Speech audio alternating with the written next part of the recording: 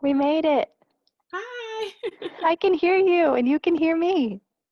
Yay, and it seems to be a little bit more synced up this time. I tried to restart turn off my Wi-Fi and turn it back on, so hopefully that works. Awesome. Yeah, I heard that's always the trick. Turn it off, turn it back on. That's my So, go-to thing. okay, perfect. Welcome everybody to an interview with Jasmine Reese for Cycling With, a virtual summit.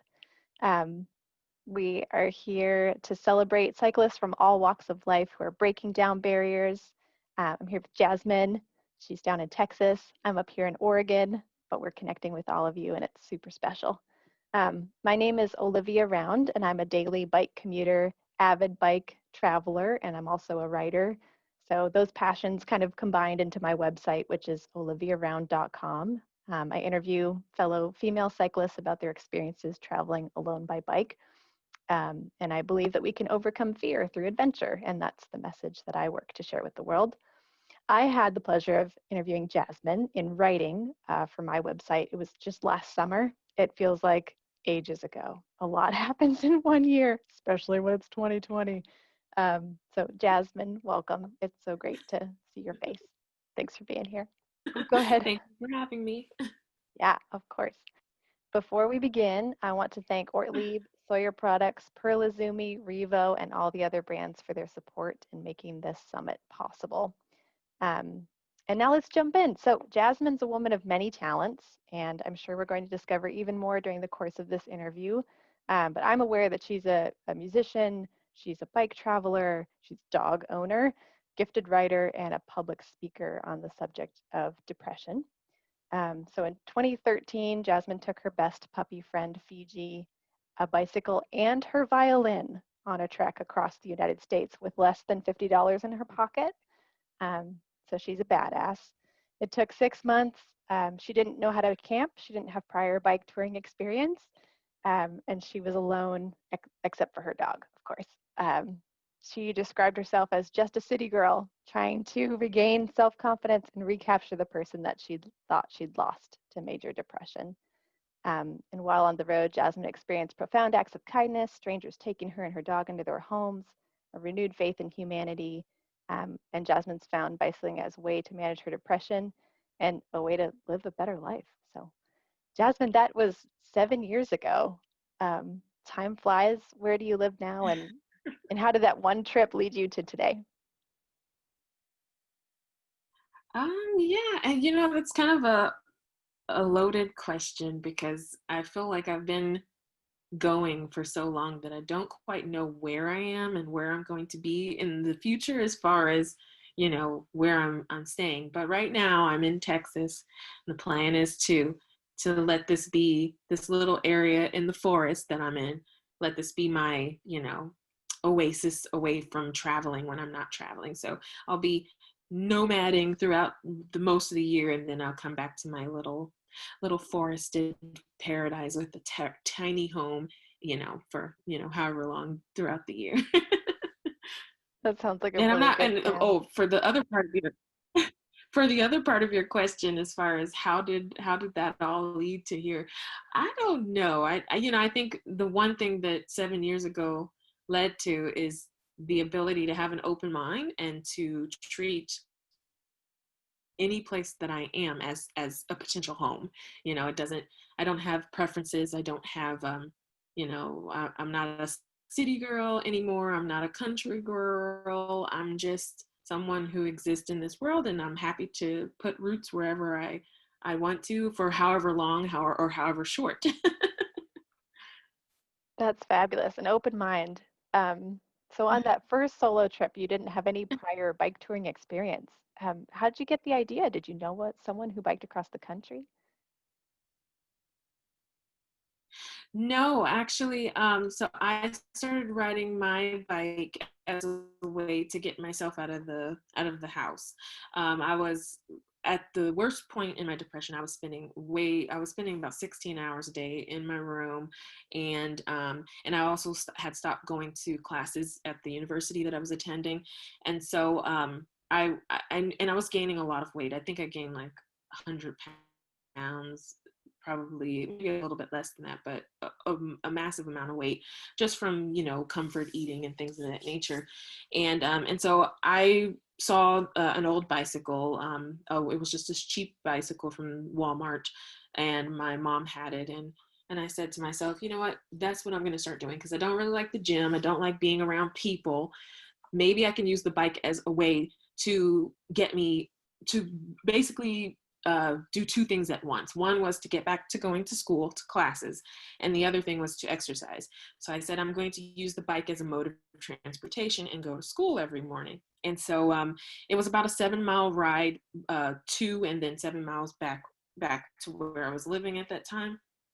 And and so, at first I was really out of shape, and I'd try and I would push and push, and I'd always come to this hill. It was called Chapel Hill, and it's this really steep hill that I had to go over in order to get to school on the bike. And when I first started riding my bike, I would leave really early in the morning, and I'd get to that hill and I'd have to get off my bike and walk up. And eventually, maybe about a week after doing that, I didn't have to get off my bike anymore. And I just felt so good about that. There were so many triumphant feelings about being able to see in real time that my body and my mind and things of that nature were still working. They could still be repaired, and there was still hope. I guess it was like a feeling of hope, like, oh, okay, I can do something. I'm not completely lost, right? And so when I did that, and I was riding my bike, and it was really early in the morning, there were also other things that I really loved about it. Just hearing people get ready for work, cars drive by, birds chirping, looking at the squirrels play. I really enjoyed being outside. So I think that led to, I wonder how long I could go on a bike, or how far, and so I started looking at um, about how long, or what was the longest someone has ever taken on a bike ride, and it just so happened that Facebook was advertising. There was a adventure cycling advertisement on Facebook, which was kind of really convenient for that to show up at that time. And so I was like, oh, what is this? And so I clicked on that and went to the website and started learning about all of these cross-country cyclists and things of that nature. And from there, the rest is history. I said, oh, I want to do this. That is awesome. Yeah, adventure cycling is such a good resource, and it popped up right when you right when you were ready. Um, Yeah. yeah, so Right when I needed it. yeah. So you mentioned that you experienced depression. I have my own flavor of depression too. I know everybody's is a little bit different, but there's definitely some commonalities. Can you tell us about your experience with that, and how it inspired the bike tour? Yeah. So I think I don't know. I always say to people when I'm talking about it that I don't know where it stemmed from, because my definition, or how I understood depression, especially back then, was that you had to have had experienced some type of trauma, or some type of sadness that led to depression. That's what depression was to me, or what I thought it was an emotion.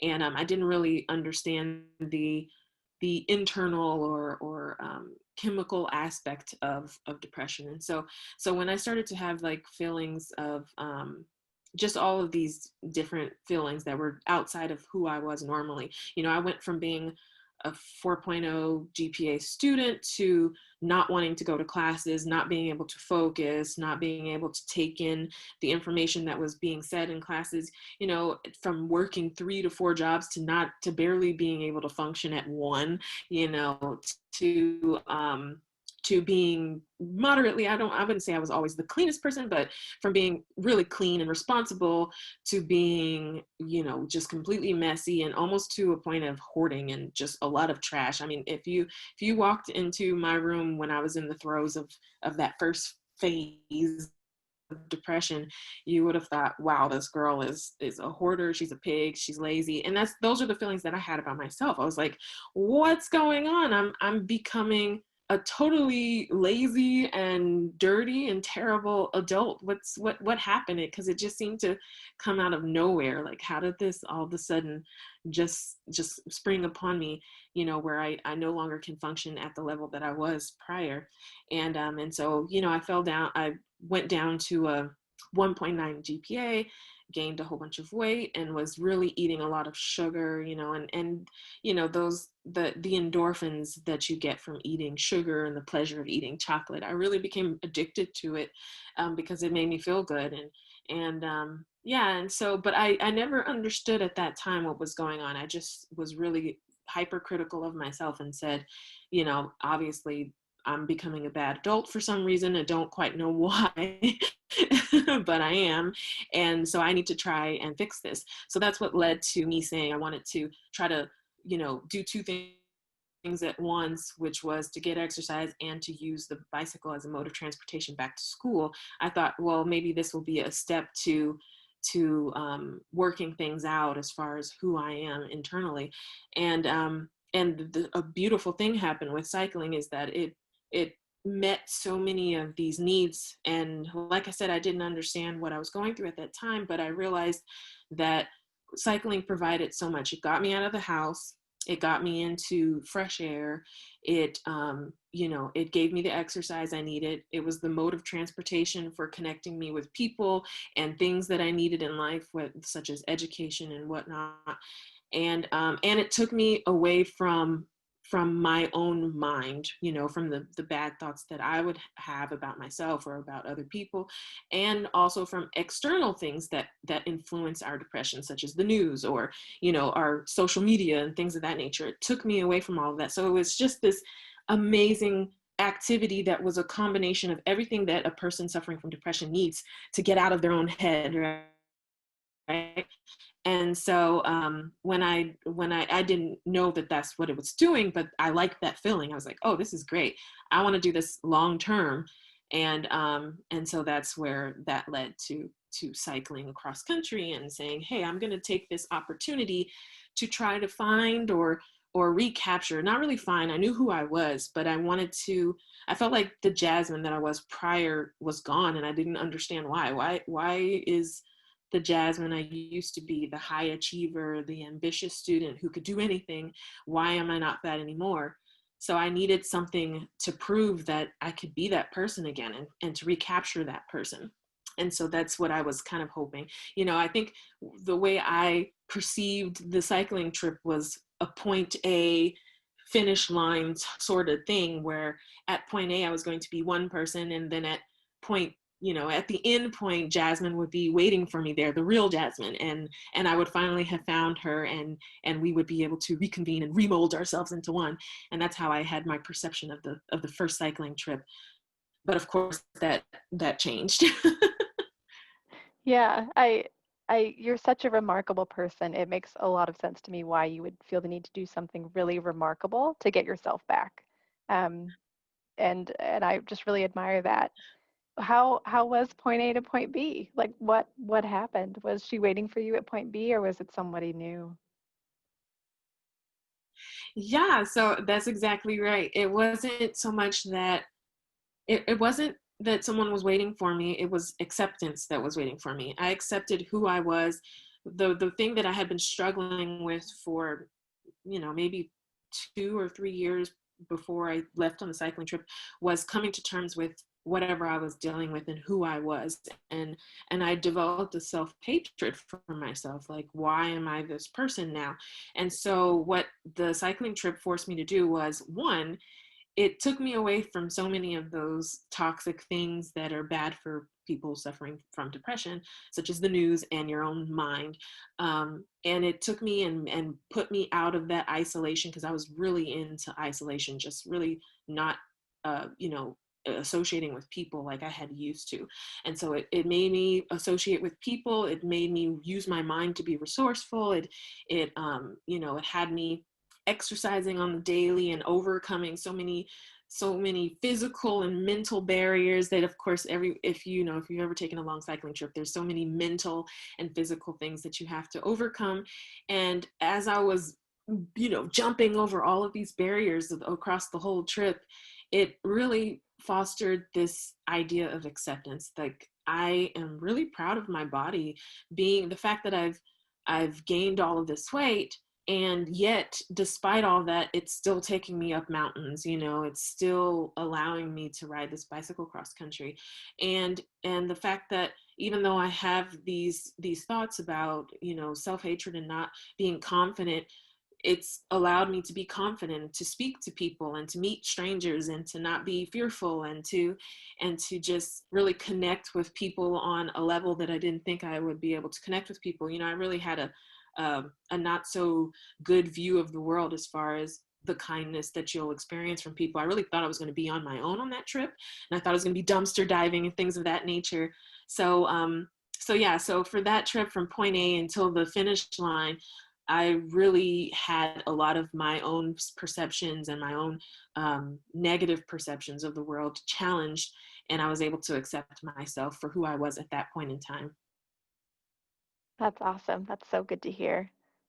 Did you make that journey on the Walmart bike or did you get a new one? I got a new one. Yeah. So when I started doing all that research, there were a lot of people coming at me with all these different, because I started posting in the forums on adventure cycling, and everyone's saying things you need to do, things you must have, even from like direction. You should travel from east to west or west to east. And a lot of people were saying you need to travel from west to east because the winds will be better. And I decided to do east to west. So I didn't take all of the advice, but I did take the advice about the bicycle because since I had gained so much weight, I was really concerned that my weight plus pulling not the trike, plus pulling the trailer for Fiji, my dog, plus our gear was going to be too much weight for just a regular bike. And I was afraid of it breaking down or having lots of flats or, whatever the case may be. So I was really concerned about having the proper bike that could hold all of the weight that I was going to put on it, including myself. Yeah, that makes a lot of sense. Especially because I mean, this trip was so unusual for a lot of people, but you made it even more unusual by the things you carried. You brought your violin. I've never met any cyclist with a violin. And then you brought your dog, Fiji. So, were they just things you could not leave behind? Were they companions in the journey? How did it feel to have those two? Yeah. So Fiji's like my daughter. She was very much so. She was one portion of that whole process of healing. Prior to even finding cycling, she was kind of unexpected in my life. I wasn't planning on having a dog, but it happened, and I don't have any regrets about it. But she was just this cute little puppy who was going to be euthanized at the shelter, and I had initially gotten her as a gift for my mom because we had just lost our family dog. But Fiji was like, no, I think I've chosen you as my mom. And so she became mine. And that was lovely. She would just stick to me like a leech everywhere. Like if I left somewhere, she would look out the window the whole time, and my mom would say, that dog has not left that window since you've left. And so we became like this. So there was no negotiation there. I said, if I'm going to do this, it has to, she's coming with me. There's no way she cannot be with me.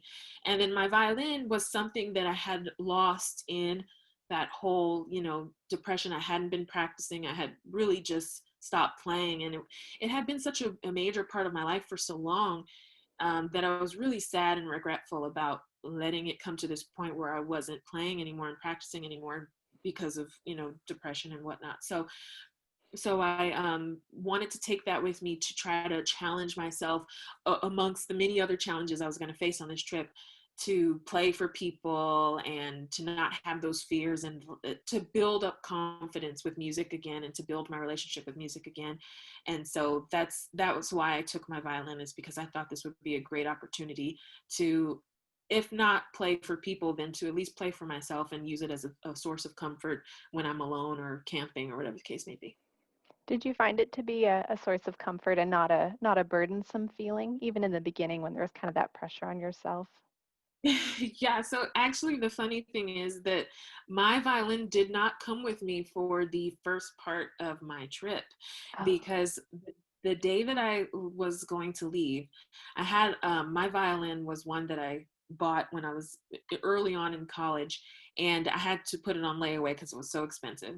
And the first day that I was getting ready to ride off, the cloud burst with rain, and I was so afraid. I didn't know anything about protecting my violin in that type of weather. I just left, I didn't think about all those things. And so I just told my mom, because she had dropped me off at my starting point.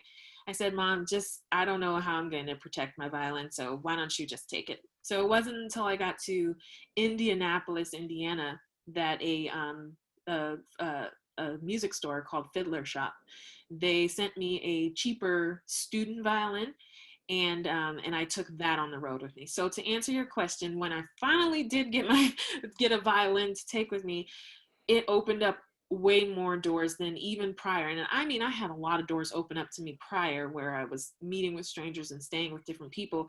But after that, music became this extra layer of something to connect with people in a way that I wasn't expecting to connect with people. And because, you'd always meet someone who is either professional or they're an amateur in their own home, and they're playing a musical instrument, and they're like, oh, you play violin or you play fiddle, let's jam together. And then when I got to Kansas, I stayed with a wonderful man and his wife, and he played I forget what you call those instruments. He played something, I forget. It's one of the plucky instruments, but not like a guitar. But I forget what he played. But he and his wife would always go to a farmer's market on the weekend. And so he said, oh, we've got to perform at the farmer's market. And these are things that I never did before. And so it really kind of forced me to get out of my comfort zone and put myself in situations where I was connecting with people via music that I hadn't connected with people before in that way. That is awesome. I mean, the bike is such a good connecting tool. It's so vulnerable. But then music and your dog, like you had so many things to draw people to you, to connect with them on. Yeah, So for yeah, Fiji probably more than anything else, because my violin was pretty hidden. And so, people would see Fiji first, and then that would be a conversation starter. like, what? Your dog is with you? Um, yeah. So the violin, how was that farmer's market? How was that little jam session in public with new people? Oh, I was so scared, I was shaking in my bones, but after I did it, I felt really good. I felt really proud of myself for facing my fear and just trying to play to the best of my ability in front of people, which is especially, I have a classical background, and the big thing is you got to be prepared for a performance. But on this trip, I never prepared for a performance. It was all very spontaneous. And so it was so outside of what I would normally do in that type of situation for performances. I hadn't practiced, and and you're asking me to perform in front of people. Oh my gosh. So yeah, so it really challenged me in a lot of ways. But when it was all said and done, I was like, oh, I'm so happy I did that. Yeah, absolutely. So walk us through this, because for some folks, this is really just so far out of the norm, it's hard to picture. But you're a young woman, you've got your dog, you're on your bike, you have $50, and you ride a ways, and then it's starting to get dark, or how does it work? Walk us through a day in the life. So you're talking about the first, I mean, every day was so different. Every day brought new surprises and new challenges and just new things to be in awe of. So I can't really give you a day in the life, but I can tell you that each day, I would say, so from the beginning, the things that I had to contend with was just learning how do I meet my dog's needs, because she's a living being, and I have to be sure that she's comfortable and she's able to sit in her trailer for a certain amount of time. Also, when should I let her out? Should I let her out when we're on highways, or should I wait till we're on trails? Or, there were so many things I had to ask myself. And then, of course, there was my own physical capability and weather and things of that nature. So my physical was like, oh my gosh, after 5 miles, I'm dying. And so I would say for the first couple of weeks, I could probably only go between 5 and 15 miles a day before I was like, I'm done for the day. And which led to a lot of great interactions. I would stop at a church, or I would stop at a park, and someone would always come up and say, oh, your dog is so cute, and what is this, what are you doing? And that would ultimately always lead to someone saying, hey, come home with us for the night, have dinner, and then you can leave in the morning. Come on, just come with us. And this is so outside of the scope of my comfort zone, because I like many other people were taught not to talk to strangers and definitely not to go to their homes and sleep in their spare bedroom. so this was outside of who I was as a person and what I was raised to think and how we interact with people. But I took a leap of faith, and I trusted my intuition and my instincts. And I just, whenever I got a good vibe from people, I would take them up on their offer. And if I didn't get a good vibe from people, then I wouldn't. And Fiji would be kind of my my thing. She would, if she growled at someone, which she rarely does, I didn't take them up on their offer. If she didn't growl at anybody, then I was like, and if she was like really lovey-dovey on them, then I was like, okay, maybe this is good to go. And so I would say for actually for that 6-month trip, for the first bike trek that I did, I only had to camp 3 nights out of 6 months. So that just goes to show you how many people were just so amazing and generous and welcoming. The fact that I was on the road for 6 months and only camped 3 nights is pretty awesome. So I did have those typical worries. I would leave in the morning and I would think to myself, oh my gosh, where am I going to stay? What am I going to do? But it would always work out in the end. So Absolutely. The fact that you went, slow in cycling terms, 6 months is technically a long trip across the country, but you got to see so much more, and you got these really rich interactions, and you got to really meet people. And I find it does take a long time or a lot of time invested to have conversations where people end up inviting you home. It can't just be a quick, like, passing, it's got to be sitting outside the church, striking up a conversation. So it's yeah. really good to hear that overall your experiences were so incredibly positive. Did you ever have any situations where you did feel uncomfortable or not quite sure or sketched Yeah, out? there were quite a few. Well, I wouldn't say that. There were a couple that stood out to me. So I think there was one time where there were moments where I did trust my instincts, and that's so important when you're traveling alone or with your dog, or if you're just traveling. Period. Always trust your instincts. Our body gives us alarms for a reason, and so there were a couple of times where I had been approached by people that just didn't sit right with me, and they had offered to give me a ride or something like that, and I was like, yeah, no, I'm gonna pass. I really appreciate your kindness, but I'm not feeling it.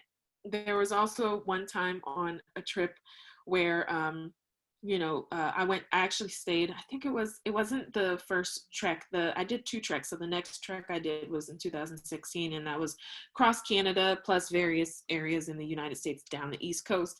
And on that trip, I had freelance. I was doing a lot of freelance work and a lot of freelance writing.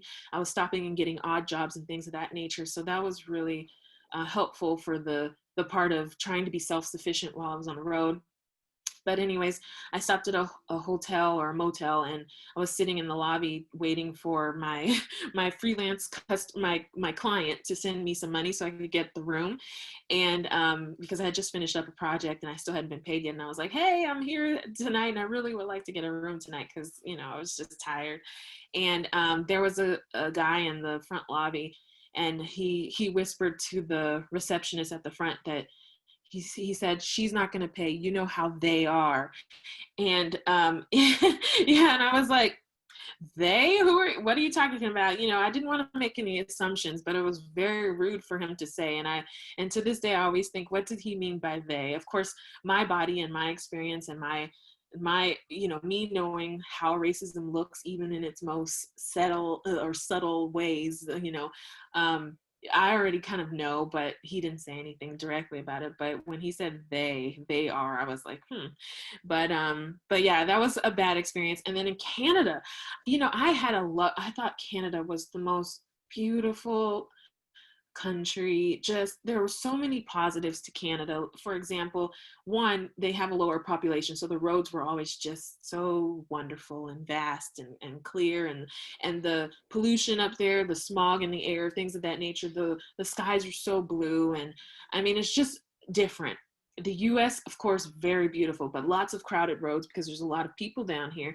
And the other thing that I notice about between Canada and the US is that the US has a lot of trespassing signs. So I experienced a lot of hospitality, lots of people, inviting me to their homes, but I would never feel comfortable just camping on someone's property because they have no trespassing signs, right? In Canada, I think I don't think I ever saw no trespassing sign, but there was one thing that was kind of that did kind of happen in Canada, which really surprised me. And I expected to experience it more in the US. But just blatant racism in Canada was so surprising to me because, I didn't know much about Canada's history and their history as it relates to slavery, and then of course with just indigenous or native people. I didn't know about all of that, but yeah, when you go up to Canada, there are lots of issues, and I was called the N-word about 4 times up there, and I've never experienced that in the US, never, where someone would just say that word outright, and then and just other derogatory terms as well towards other people of other races. And I was like, oh my gosh, people just openly say it here. I couldn't believe it. Like they didn't have any shame or any checks or stops about it. It was just something they said, and I couldn't believe it. And then I was turned away from a business,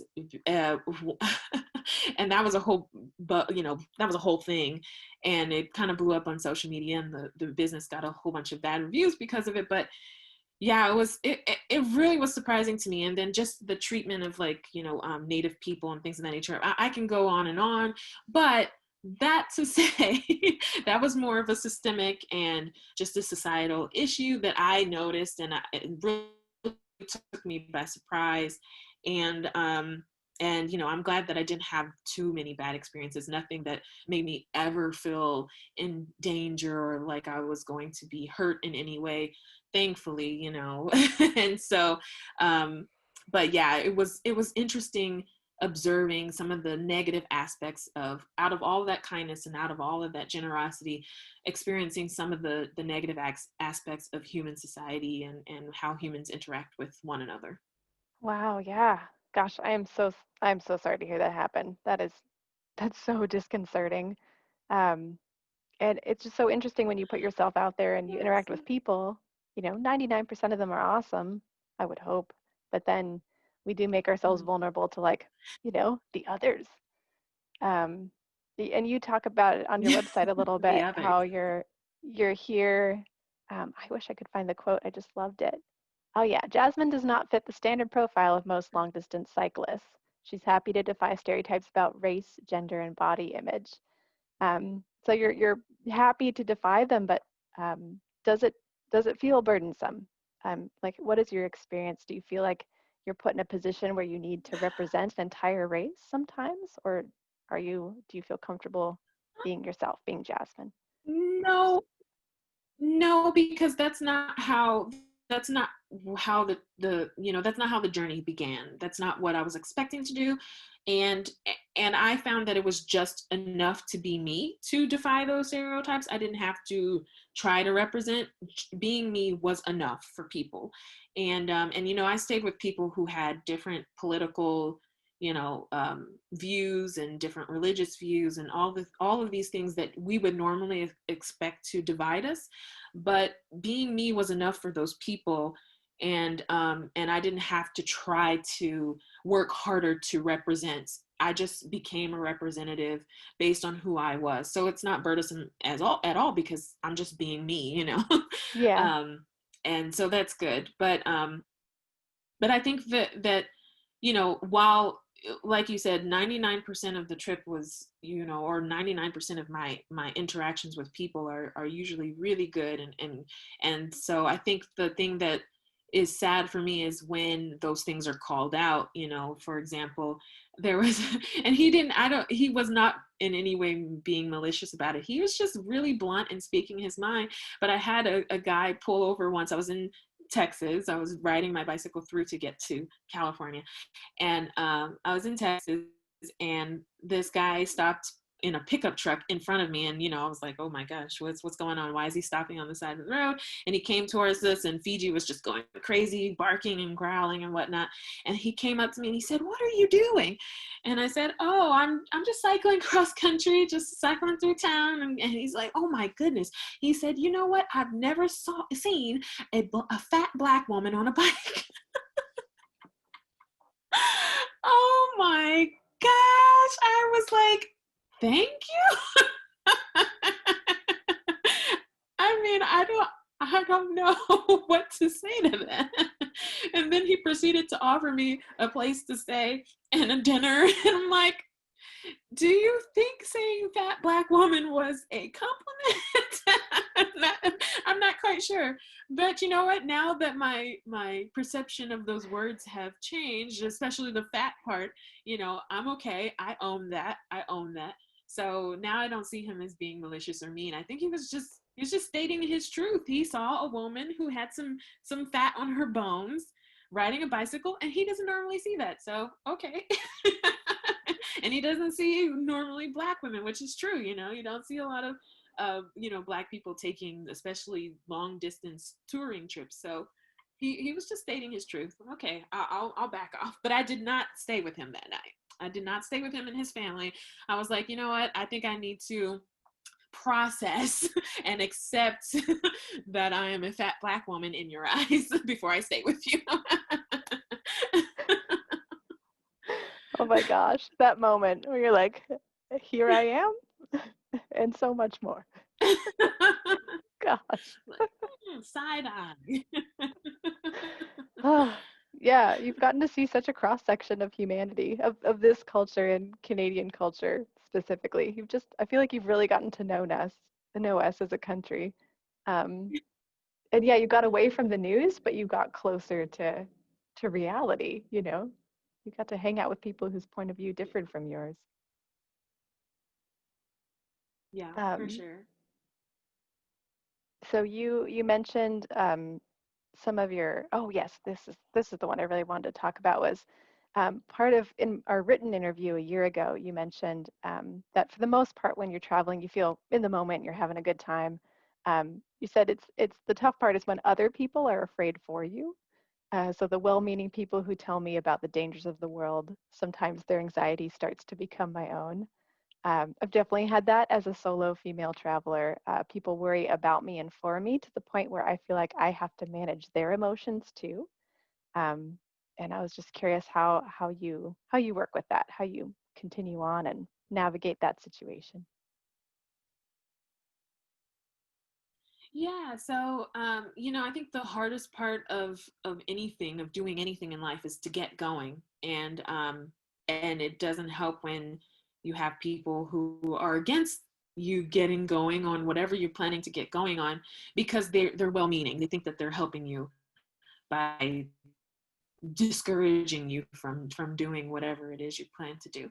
And um and so I think the for me the big part is just ignoring, but also being well meaning and kind of coming to a compromise with people, especially when it comes to family. I'm not going to veer, I'm not going to stop, I'm not going to do what you want me to do as far as, stopping and not doing it completely, but I will compromise. So if you think I'm going to be unsafe, I'll take maybe a little bit of a bear mace with me. Will that make you will that make you a little bit happier? I don't know. I'll call you 2 times a day. My mom, I had to call like 3 or 4 times a day. There was just no compromise there.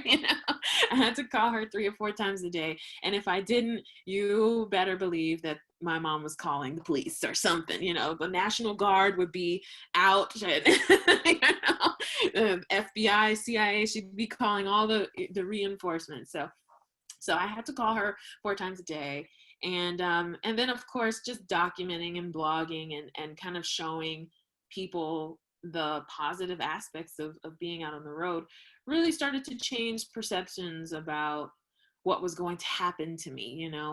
People started to see that, okay, it's like a girl just taking a bike ride through town every day and it just so happens to be a different town in a different place every single day. But so and I'm not discounting their worries or fears. I do understand that there are terrible, terrible things that happen in the world and terrible, terrible things that happen to people. But I also think we shouldn't live our lives based on fear and make our decisions based on fear. We really have to just trust our instincts, and operate within our comfortable level of that activity. So for me, for example, I never ride at night. I don't feel comfortable with it. I don't have the equipment for it. I don't have a major lighting system for doing that, so I don't feel visible. I just would not do that. And whereas somebody else, that might be something that they're comfortable with, but for me, it's just not. So I think that's how I manage those expectations and those anxieties and those fears, is by meeting my family and my friends in the middle in some way, or just giving them little bits of comfort here, and then making sure I manage my own thoughts and stay focused on the prize. Yeah, absolutely. That that makes so much sense. Um, and yeah, I totally agree about that. We can't make all our decisions based on fear. It's really easy to do because it's so loud sometimes. Um, but we live, you would have never left Yeah. on that trip. You would have never, met the other person at point B or gotten to know yourself. So you faced plenty of barriers to entry to the cycling world. You were a minority, you were a female. You had a Walmart bike at first. So, for other people, these barriers it's hard to overcome all that. That would just be enough to not get into the cycling world. And I lived for the past year in Seattle, Washington, which is a pretty liberal, bicycle heavy city with a lot of different people from a lot of different cultures, but still overwhelmingly white guys on bikes. So I'm curious if in your miles and miles of riding bikes and talking with people and just learning more about the industry, um, what are some things, in your opinion, that you've seen that we could do to help everybody feel welcome on bikes if they want to? Yeah, so I think for me, and what I tell people is that you kind of have to, when I'm talking to people, especially kids in schools or something like that, I usually tell people that they have to live life not so, what's the best way I can say this? As long as you're not harming other people or harming yourself, you have to live your truth. And sometimes you have to think outside of what's standard. Society sets expectations for all of us, and we kind of all operate at that same level until someday you say, oh, I think I want to try that path over there. And so I think what I'm telling people is, try that path. Don't stick on this path that you're on. Try that path. It's okay to do that. I think at some point you have to realize that your life doesn't have to just be what's in front of you. It's okay to take a side road, and then if you want to get back on the main road, you can. And it's okay to go back a little bit and then come back again. You're not trapped. You're you're not stifled. You can go these different directions, and it's okay. And you can get back on the main road if you want to, and if you don't, that's great too.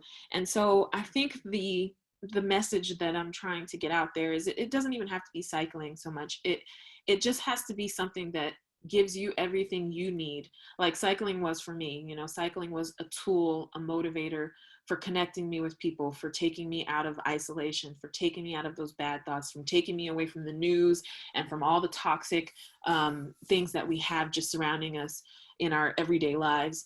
It gave me the exercise that I needed on a daily basis.